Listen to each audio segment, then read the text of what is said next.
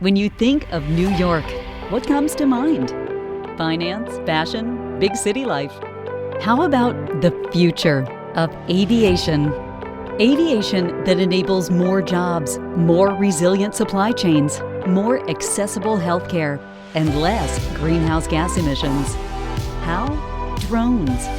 For years, we've heard that commercial drone operations are just around the corner, yet they've been stifled by regulatory complexities. But Central New York is different.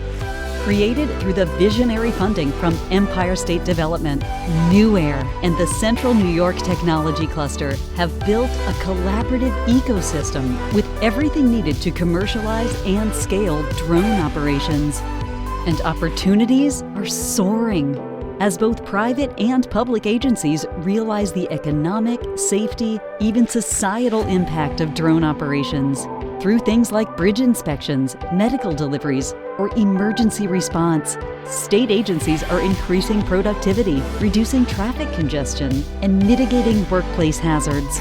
Because the applications of drone technology are endless.